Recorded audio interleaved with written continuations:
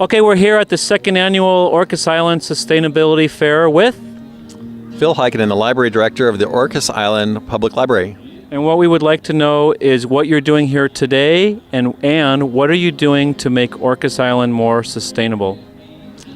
I was one of the people on the committee to help organize this sustainability fair, which you probably, throughout the interviews, it's been traveling in the last 3 years. So it was on San Juan Island, Lopez Island, now here, and the Stewardship Network has been organizing this. So what's really neat is that there's a lot of things going on the separate islands that are compatible. For example, our group, which I'm a coordinator of, is called Sustainable Orcas Island.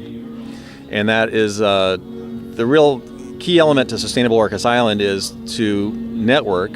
So there's people that are interested in many different things, from growing food, transportation, water issues, housing, all those things, get together on a monthly basis and talk about what's really important for them right now. And then each person in this group can take on a task or a task force kind of thing and and just motivate people or people that are already motivated get together and work on a project. We have, and now we're really, compared to last year, we had a fair on May 1st, sustainability fair. We have real concrete projects, get your hands in the earth, grow food, save seeds, really practice things that a lot of us who are white collar worker types or paper pushers really need to learn in a big hurry. Because I think, as you know, and I know, there's things happening in the world that are just built into the structure of the way we live based on cheap oil that's going to change. And as we speak, of course, there's an oil spill in the Gulf. There's all kinds of shocks to energy supply around the world and potential disruption to that, which could be just huge impact on our way of life, the so-called American way of life. And that's why I have handouts here at the fair, and people can ask at the library for these things at the Orcas Island Library, and our website will show up on the screen, orcaslibrary.org, orcaslibrary, all one word, .org. And to this fair, I brought this graph, which to me is a really eye-opener, and it's, the picture worth 1,000 words concept. When you look at the history of oil use from 1850, here it says 1859 to 2050, if you think of things like population increase, which is on here, the rate of energy consumption, all these things parallel, and then here we are right about now in 2010 with a plateau. The last 5 years of oil extraction on the planet have been pretty much a little rocky plateau, and there's a lot of signs that even the biggest oil fields in the planet are becoming depleted at anywhere from a 5 to 10% rate. And anyone that's in economics or any other discipline, 5 to 10% is huge. It's an exponential. It'll double in about less than 15 years, or it'll go in half in less than 15 years. So if you think at 2010 into 2025, we could be using half the amount of oil we're using now. So if you're thinking in terms of getting around in a car, driving to work 50 miles each way, rethink that a little bit. And if you're thinking in terms of maybe a little bit less plastic going out into the ocean each year from our human activities, or less pollution, less all the things we do to affect the environment, maybe that's good news.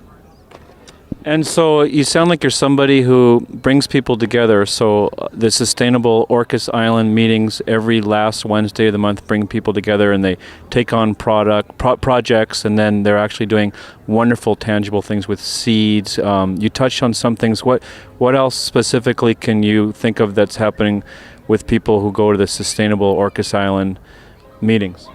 Very well said, Didier. That's the whole thing, the things you're talking about, seeds. And then the other areas we're looking at are, there's some people interested in transportation, like bike transportation, also in things like ride shares type things. And then all the way to aquaponics, which, raising fish and using the fish water to help fertilize your crops, and then having a whole kind of a permaculture approach to your animal husbandry and your food production, unless you become so attached to your fish that you can't eat them. Same with your rabbits. Another area that's really big is greenhouses or hoop houses. There's a lot of us getting together, trying to get together with materials and at a group purchase type thing, where we can grow a lot of vegetables that don't grow well here in our short growing season, but we can extend the season, to spring and to the fall. So those are some of the real concrete things that are going on. some of the nonprofits too are kind of working with like the land bank issues of growing food on land bank property, and that's an area that's really promising for the land bank here. That there's people that have very little land, but they have the interest, and there's people that have the land, but maybe in poor health or they don't have the interest in growing food. So if they can have some kind of a conservation easement to grow land on it, to me that's a really neat thing. Then we can learn how many people we support on the food we grow on Orcas Island.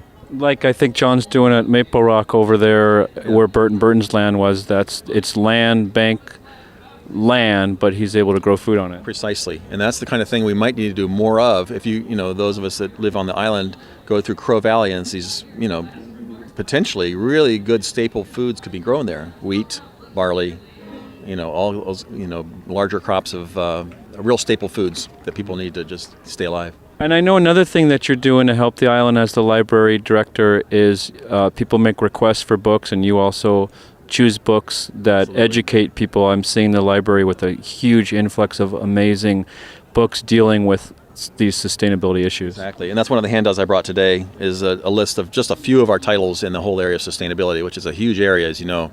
But it's all the way from educating people about the issues, the peak oil types of things, energy use, all the way to just how do you actually raise chickens in your backyard and keep them alive from the predators, or how do you dress a deer if you actually hunt a deer on the island, or if you raise rabbits. What do you do with that kind of stuff? A lot of us aren't used to that, and so those how-to things are really important. So it's a whole range of things, yeah. And you never know, there might be somebody out there somewhere in YouTube world who's a library director who's going to get inspired to do the same. Well, I've done that at meetings. We've talked about this, and a lot of them are so focused on their budgets right now that they give some listening to that, and I think that a lot of light bulbs are going to be going off in the library world.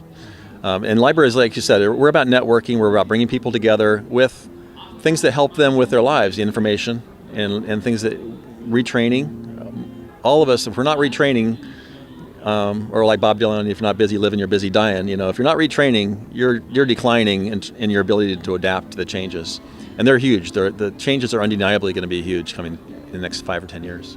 Well, Phil Heikkenin of the Orcas Island Library, bringing people together in a way that's not divisive, and it's working. It brings people. You're ringing the alarm bell, but you're not turning anybody off. You're turning people on to this issue, and you're doing it in a very graceful way. Thanks for what you do. I appreciate you saying that. Yeah, it's a good thing that's happening in a lot of ways. There's a lot of good things happening, and it's very encouraging. And on Orcas Island, we're really a great place to model this kind of stuff too. Thanks. Thanks.